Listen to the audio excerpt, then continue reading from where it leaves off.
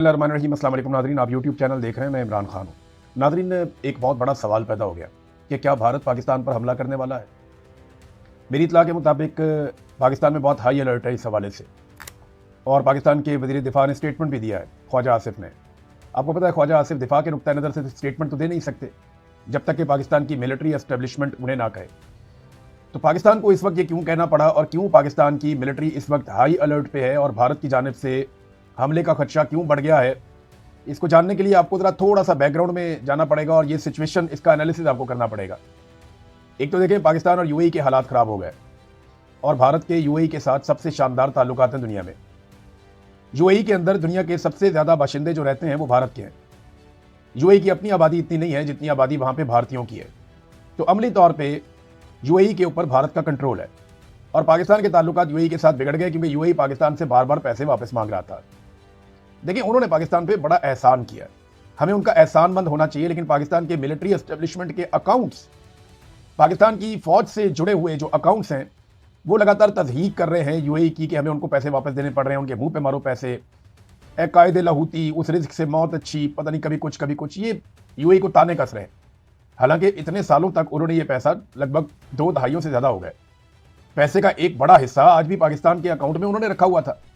उनका शुक्रिया अदा करके, उनका एहसान मान के, इज्जत के साथ उन्हें पैसे वापस करने चाहिए थे, लेकिन जब पैसे वापस कर रहे हैं तो बड़ी बदमज़गी के साथ। उसकी वजह है जो बताई जा रही है कि यूएई ने पाकिस्तान पे कुछ ऐसा करने के लिए दबाव डाला। मिसाल के तौर पे वो खारजा पॉलिसी को अपने मुताबिक पाकिस्तान की चलाना चाह रहे थे, और हालिया ईरान, अमेरिका और इसराइल जंग में पाकिस्तान से एक बड़ा इंपॉर्टेंट रोल वो चाहते हैं कि पाकिस्तान प्ले करे। पाकिस्तान ये कर नहीं सकता, पाकिस्तान के अंदर आग लग जाएगी, और पाकिस्तान के जर्नैल ये बात अच्छी तरह जानते हैं कि वो अंदर से टूट का शिकार हो जाएंगे अगर वो इस लड़ाई के अंदर आंखें बंद करके उतर गए तो। अब दुनिया से वादे इन्होंने बहुत बड़े बड़े किए हुए थे, अमेरिका से इतने वादे किए हुए, उनकी आंख के तारे बन गए थे, ये वादे पूरे नहीं कर पा रहे। अभी तक बगराम एयरबेस आसिम मुनीर साहब अमेरिका को लेकर नहीं दे सके। वहां ईरान के साथ जंग भी शुरू हो गई है, डोनाल्ड ट्रंप को जरूरत है बगराम एयरबेस की, वो मांग भी चुका है, लेकिन आसिम मुनीर साहब अभी तक बगराम एयरबेस अमेरिका को नहीं लेकर दे सके।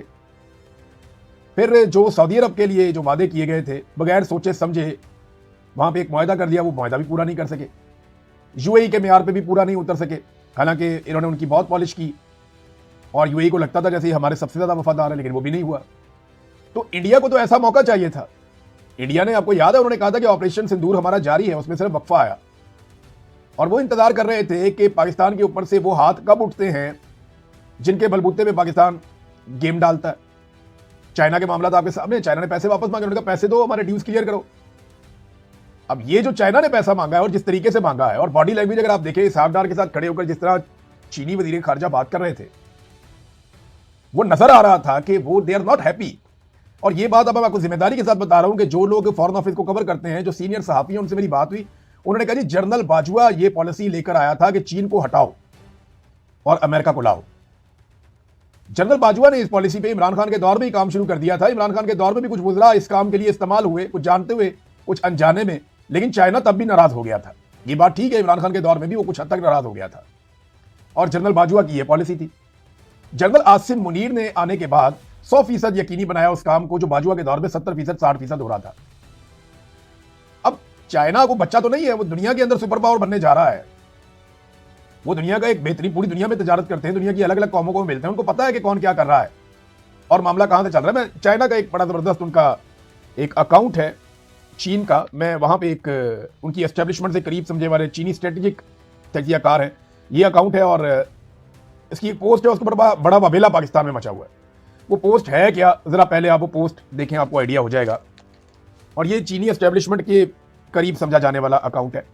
ये कहता क्या, वो कहता है पाकिस्तान के बारे में हाल ही में बहुत सी खबरें गर्दिश कर रही हैं और इनमें ज्यादातर का ताल्लुक मौजूदा हुकूमत के दिखावे और तवज्जो हासिल करने वाले सफारती अंदाज से है, जो महज नुमाइशी है और हकीकत से खाली है। नंबर 1, उसने कहा जी अरब ममालिक का पाकिस्तान से अपने वाजिबुल अदा कर्जों की वापसी का मुतालबा करना। वो कर्जे जो पहले रोल ओवर हो जाते थे, सच मालूम होता है ये वादे तौर पर, और पाकिस्तान की जानिब से उनके साथ जो वादे किए गए थे वो पूरे नहीं पाकिस्तान कर रहा, तो वो मायूस हो गए हैं।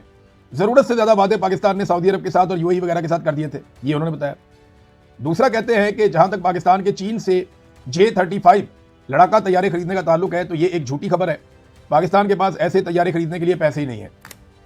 इसके अलावा चीन को खदशा है कि पाकिस्तान अमेरिका और तुर्की को खुफिया मालूमात फराहम कर सकता है। مزید یہ کہ چین کے نقطۂ نظر سے بھارت کے پاس ابھی تک اسٹیلتھ فائٹر طیارے ہے ہی نہیں، لہذا پاکستان کو ان کی ضرورت بھی نہیں ہے۔ نمبر 3، پاکستان کی میزبانی میں ہونے والے امریکہ اور ایران کے جو مذاکرات ہیں ان میں کوئی پیش رفت نہیں ہوئی۔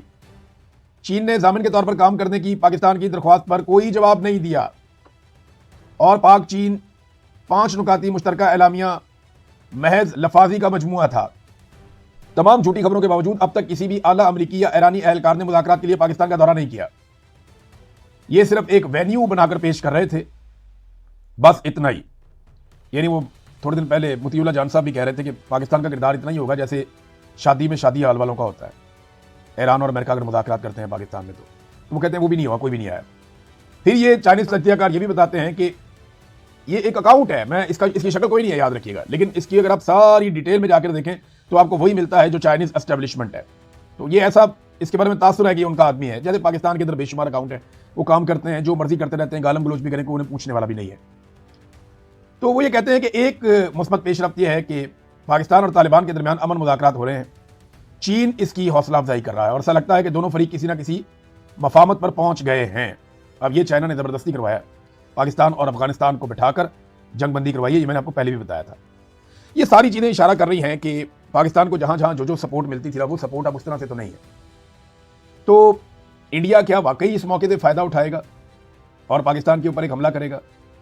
دیکھیں نا، ڈونلڈ ٹرمپ کی خواہشات پاکستان پوری نہیں کر رہا، اسرائیل کی خواہشات پاکستان پوری نہیں کر رہا، یو اے ای کی خواہشات پاکستان پوری نہیں کر رہا، سعودی عرب کی خواہشات پاکستان پوری نہیں کر رہا، چائنا کو پاکستان سے شکوے اور گلے ہیں۔ تو ایسے میں انڈیا کو اس سے بہتر موقع کیا ملے گا؟ یہ اگر واقعی پاکستان تیاری کر رہا ہے اور ہائی الرٹ پہ چلا گیا ہے اور وزیر دفاع جو ہے اس قسم کے خدشات کا اظہار کر رہا ہے کہ فالس فلیگ آپریشن انڈیا میں ہونے والا ہے، جس کے نتیجے میں انڈیا پاکستان پہ اٹیک کر سکتا ہے، ہم زیادہ تگڑا جواب دیں گے، وہ تو جب وقت آئے گا اس کے اوپر تب بات کریں گے۔ لیکن کیا انڈیا اٹیک کرنے والا ہے؟ یہ سوال پوری شدت سے پوچھا جا رہا ہے، میرے خیال میں جائز پوچھا جا رہا ہے۔ اس کی وجوہات ہیں کہ یہ سوال اس وقت اٹھایا جائے۔ دعوے کیے جاتے تھے جی دنیا کے فیصلے پاکستان کر رہا ہے، یہ بھی تھوڑے دن پہلے کہہ رہے تھے کہ دنیا کے فیصلے پاکستان کر رہا ہے، اور پاکستان پہلے اپنے فیصلے تو کر لے۔ ایران سے تیل لے نہیں سکتے، پائپ لائن بچھا نہیں سکتے، رشیا سے تیل لے نہیں سکتے، جو 20 وہاں سے ٹینکرز نکلے ہیں آپ نئے حرمت میں سے وہ کدھر گئے یہ بتا نہیں سکتے۔ وہ کہتے ہیں 2 ہمارے ہیں، باقی پتہ نہیں کس کے ہیں۔ کس کے ہیں بھائی بتاؤ تو صحیح۔ پاکستانی جھنڈا لگا کے کس کو نواز دیا آپ نے؟ پاکستانیوں کی تو پیٹھ میں چرا گھونپ دیا آپ نے۔ یہاں تو پیٹرول مہنگا کر دیا، بے شمار مہنگا کر دیا۔ پاکستانیوں کو کیا ملا؟ ہمارے جھنڈے لگا کر تیل کون لے گیا؟ بھائی پاکستانی پرچم جو ہے وہ پاکستانیوں کا ہے نا، ملکیت ہماری ہے۔ ہمارے جھنڈے لگا کر تیل کون لے گیا اور اس میں پاکستان کی قوم کو کیا ملا اور کس نے کتنا کمیشن کھایا؟ اس کا کوئی جواب ہے کسی کے پاس؟ یہ ساری چیزوں کی انکوائری ہونی چاہیے۔ بہرحال اپنے فیصلے جناب ہم کر نہیں سکتے، دنیا کے فیصلے کریں گے ہم۔ ہمارا بجٹ تک تو آئی ایم ایف بنا رہا ہے، خود تو ہم بجٹ بھی نہیں بنا پا رہے بدقسمتی سے۔ پیٹرول کتنا مہنگا کرنا ہے، بجلی کتنی مہنگی کرنی ہے، فیصلے تو آئی ایم ایف کرتا ہے۔ ابھی انہوں نے پھر وعدہ کر دیا آئی ایم ایف سے کہ جیسا آپ کا حکم، جب آپ کہیں گے ہم جناب آپ کے لیے اب بجلی بھی مہنگی کر دیں گے۔ اب یہ گیس کے اور پیٹرول کے بعد بجلی مہنگی کرنے جا رہے ہیں، اور حالات انہوں نے پاکستان میں یہ کر دیے ہیں کہ جو امیر طبقہ ہے، جن کو آسائشیں ہیں، جو الیٹ کلاس ہے، ان کو 49 کھرب 75 ارب کا ٹیکس استثنا دیا گیا ہے 2 سالوں میں۔ غریب آدمی کی کمر توڑ دی انہوں نے، اپنے لیے انہوں نے طیارے لے لیے، ان کے اپنے پروٹوکول اور عیاشیاں ختم نہیں ہو رہی، دنیا کے ٹور ان کے ختم نہیں ہو رہے۔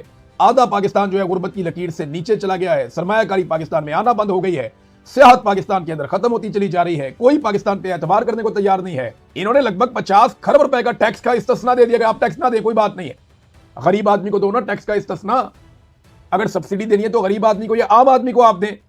کسٹم ڈیوٹی کی مد کے اندر 2 سالوں میں 1195 ارب روپے کا انہوں نے ٹیکس معاف کیا۔ توانائی اور کانکنی کے شعبے میں انہوں نے 103 ارب روپے کا ٹیکس معاف کیا۔ پبلک ڈیولپمنٹ اتھارٹی کو 43 کروڑ 28 لاکھ روپے، تعلیمی شعبے کو 17 ارب روپے۔ یہ جناب پتہ نہیں کون کون سے شعبے اور ان سب کو یہ ٹیکس معاف کرتے چلے جا رہے ہیں۔ تو عام آدمی کو اس میں کیا مل رہا ہے؟ عام آدمی کو تو اس میں کچھ بھی نہیں ملا۔ سیل ٹیکس کی مد میں کسان کو کیا ملا؟ کسان کی جو اجناس ہیں ان کے اوپر جو آگے جا کے بیچتے ہیں ان کو سیل ٹیکس کی مد کے اندر 457 ارب 92 کروڑ روپیہ انہوں نے جناب معاف کر دیا۔ یہ ان کے اللے تللے ہیں جو یہ اشرافیہ کو نواز رہے ہیں۔ کسان بیچارہ اپنی گندم رکھ کے بیٹھا ہوتا ہے، وہ خریدتا کوئی نہیں ہے۔ ابھی آئے گا نا بکنے کا ٹائم آ جائے گا 15 دن کے بعد 20 دن کے بعد، آپ کو پتا چل جائے گا یہ کسان کے ساتھ کیا کرتے ہیں، کتنا ظلم کرتے ہیں کسان کے ساتھ۔ کسان بیٹھا رہتا ہے ہاتھ پہ ہاتھ رکھ کے، जबकि माफिया जो है उसको ये माफ कर रहे हैं 50 खरब रुपए का टैक्स। ये जनाब पाकिस्तान की पॉलिसी है। नादरीन, डोनाल्ड ट्रंप ने और नेतन्याहू ने अपना सारा कुछ दांव पे लगा दिया। यानी इस वक्त जो लड़ाई चल रही है ना अमेरिका में, जिस तरह उन्होंने अपना आर्मी चीफ हटा दिया है, जिस तरीके से वो जर्नैलों की छुट्टी करा रहे हैं, जिस तरीके से अपने रास्ते में आने वाली हर रुकावट को हटा रहे हैं, तो मुकाबला इस वक्त डोनाल्ड ट्रंप के अपने करीबी साथियों और नेतन्याहू की पूरी लॉबी का मुकाबला इस वक्त चल रहा है उन अमरीकियों के साथ जो अमेरिका को सबसे पहले नंबर पर रखना चाहते हैं, सबसे आगे रखना चाहते हैं। और ये याद रखिएगा, सर्वाइवल की लड़ाई है। सबसे पहले तो आप नेतन्याहू को ले लेना, क्योंकि इन लोगों का सब कुछ दांव पे लगा हुआ है। नेतन्याहू को पूरी दुनिया में कहीं भी पनाह नहीं मिलेगी अगर वो ये जंग हार जाता है और मकासद पूरे नहीं कर सकता, तो पूरी दुनिया में नेतन्याहू को कहीं पे भी पनाह नहीं मिलेगी। वो एक जंगी मुजरिम है, उसके साथ बहुत बुरा होगा। डोनाल्ड ट्रंप, उसकी सारी एम्पायर, उसने तो अपने बच्चों का भी सोचा हुआ है कि मेरे बच्चे कहां कहां पे क्या क्या करेंगे। वो तो बहुत बड़ी एम्पायर बनाकर बैठा हुआ है, तो डोनाल्ड ट्रंप का क्या बनेगा? बहुत बुरे हालात में। पीट हेग्सेट जो अमरीकी वजीर जंग है, वजीर दिफा है, अब उसके मामलात ये हैं कि अब उसको जंगी मुजरिम करार दिया जा रहा है। उसके बारे में हर तरफ ये बात की जा रही है कि जंगी मुजरिम है और वो अपनी खाल बचाने के लिए अपने जर्नैलों की कुर्बानियां दे रहा है। बहरहाल ये मुझे बड़ा अच्छा लगा कि वो अपने जर्नैल को हटा सकते हैं, वरना नॉर्मली ऐसा होता नहीं है। पूरी दुनिया के अंदर जर्नैल बड़े तगड़े होते हैं। पाकिस्तान में तो इतने तगड़े होते हैं कि वजीर आजम को और सदर को ही हटा देते हैं जर्नैल, लेकिन वहां पर वजीर दिफा जर्नैलों को खास तौर पर आर्मी चीफ को हटा गया। अब यहां तक स्टेटमेंट दे दिया पीट हेग्सेट ने कि अमरीकी फौजी हजरत ईसा के लिए लड़ रहे हैं। ये इसको मजहब का रंग दे दिया कि जनाब लड़ो तो सही, आओ तो सही। मामला ये है कि ये लड़ाई तो देखें इसराइल लड़ रहा है, लेकिन इसको मजहबी लड़ाई बनाने की कोशिश की जा रही है। कभी इसको यहूदियों की मजहबी लड़ाई बना देते हैं, कभी इसको ईसाइयों की मजहबी लड़ाई बना देते हैं। तो जो ईसाई ममालिक हैं या रहनुमा हैं, वो इस लड़ाई से अपने आप को दूर रखते हैं। इस स्टेटमेंट के बाद कैथोलिक मसीहियों के जो रूहानी पेशवा हैं, पॉप लियो, उन्होंने एक स्टेटमेंट दिया है और टका के, जिसको कहते हैं सन्नाटेदार चपेड़ उन्होंने मारी है इस मजहबी जंग के बयानिए पे। उन्होंने कहा जी ऐसी बातें हजरत ईसा का तरीक़ेकार से बिल्कुल हटकर हैं। खुदा ने जिंदगियां तबाह करने की नहीं, उन्हें बनाने की तरगीब दी है, ये पॉप लियो ने कहा। तो इनका कोई बयानिया, कोई सौदा नहीं बिक रहा। हत्ता कि ये पहली मर्तबा तारीख में हुआ जिसपे अमेरिका में बड़ा मजाक उड़ रहा है डोनाल्ड ट्रंप का। रॉयटर्स ने यह खबर जारी की, अमेरिकन मीडिया इसके ऊपर, उनका सोशल मीडिया, उनका मीडिया इस पे डोनाल्ड ट्रंप को आड़े हाथों ले रहा है। खबर क्या है? खबर यह है कि अमेरिका ने ईरान से दरखास्त की कि 48 घंटे की जंगबंदी कर देते हैं। ईरान ने कहा नहीं जी हम नहीं करते। यह तारीख में पहली दफा हो रहा है कि सुपर पावर अमेरिका किसी मुल्क को कह रहा है कि हमारी दरखास्त है कि 48 घंटे के लिए जंगबंदी कर दे मेहरबानी करके। तो ईरान कह रहा है जी हमने जंगबंदी नहीं करनी, हमने मारना है, ऐसे हम नहीं छोड़ेंगे। जंगबंदी होगी तो मुस्तकिल जंगबंदी होगी। उन्होंने वो बताया भी है पाकिस्तान के हवाले से जो कुछ बातचीत चल रही थी और कुछ बातें की जा रही थी कि ईरानी शायद पाकिस्तान में ईरानी क़यादत आना नहीं चाहती। तो अब्बास इराक़ची ने कहा नहीं ऐसी बात नहीं है, अमेरिकन मीडिया गलत खबर दे रहा है, हमें पाकिस्तान आने पर कोई एतराज़ नहीं था, भाई हैं हमारे पाकिस्तानी। प्रॉब्लम यह है कि हम जो मांग रहे हैं वो नहीं मिल रहा। हम ये कह रहे हैं कि कंक्लूसिव किस्म के जो हमेशा रहने वाले या मुस्तकिल बुनियादों के ऊपर जंगबंदी के इकदाम हों, ये जंग हमारे ऊपर दोबारा इंपोज ना की जाए। देखिए मैं भी आपको यही बात बता रहा था कि ईरान गारंटियां मांगता है जो पाकिस्तान के पास नहीं है। ईरान वो चीज़ मांगता है जो पाकिस्तान या पाकिस्तान की सरकार कर नहीं पाएगी और उनकी करने की कैपेसिटी भी नहीं है। तो ये है वो मामला जो सैयद अब्बास इराक़ची ने बताया कि पाकिस्तान से प्रॉब्लम नहीं है। एक और चीज़ उन्होंने कही, ये बहुत इंपॉर्टेंट है, इसको हमें ध्यान में रखना पड़ेगा। जब भी कभी यूक्रेन के न्यूक्लियर प्लांट के नज़दीक कहीं पे कोई रशियन मिसाइल आकर गिरता था या ड्रोन आकर गिरता, पूरी दुनिया ने रोला डाल दिया था, बहुत शोर मचाया था। ये सैयद अब्बास इराक़ची इसके बारे में ट्वीट करते हुए कहते हैं कि आप सबको याद है कि मगरिब ने कितना शोर मचाया था और कितना रोला डाल दिया था कि जब न्यूक्लियर प्लांट, पावर प्लांट है यूक्रेन का, उसके करीब आकर कोई धमाका हुआ था। तो इसराइल और अमेरिका लगातार बुशहर प्लांट के नज़दीक हमले कर रहे हैं और वो ये बता रहे हैं गुज़िश्ता चंद दिनों में 4 हमले यहाँ पे हो चुके हैं। इसके ऊपर कोई एक्शन नहीं हो रहा, बल्कि IAEA ने इसके ऊपर एक स्टेटमेंट भी जारी किया है कि खुदा न खास्ता यहाँ से अगर ताबकारी फैली तो पूरी दुनिया इसका खुमियाजा भुगतेगी।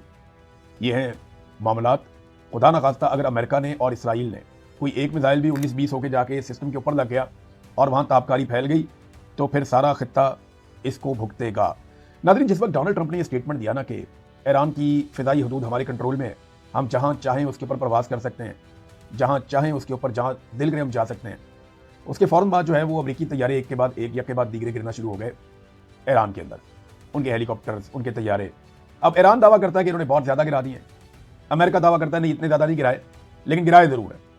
अमेरिका जो है वो अपना नुकसान तस्लीम करता है, लेकिन ईरान जितनी बड़ी मिकदार में वो नुकसान बता रहा है उतनी बड़ी मिकदार में अमेरिका तस्लीम नहीं करता। तो तैयारे गिरे कौन से हैं मुबैना तौर पर मैं कहूँगा, इसलिए कि अभी टेक्निकली चीज़ें क्लियर नहीं है। F-35 के बारे में कहा जाता है, लेकिन अभी क्लैरिटी इसके बारे में नहीं है। ये तैयारा तबाह हुआ है। फिर F-15E स्ट्राइक ईगल तैयारे हैं 4, वो तबाह हो गए हैं। फिर एक A-10 तैयारा है बड़ा कीमती, ये भी तबाह हो गया है। फिर एक एवॉक्स तैयारा है, ये तो बहुत ही महंगा तैयारा था और ये पूरी एयरफोर्स के लिए बड़ा इंपॉर्टेंट होता है, इसको बीच में ही 2 कर दिया ईरान ने मार के, और वो बाकायदा वीडियो भी इसकी जारी की गई। ऐसा एक्यूरेट निशाना, मैं तो हैरान हो रहा था कि ये इतना एक्यूरेट निशाना इतने सैकड़ों मील दूर से मारना बड़ी कमाल टेक्नोलॉजी है ईरान की, या कोई बड़ी ज़बरदस्त उन्हें मदद मिल रही है।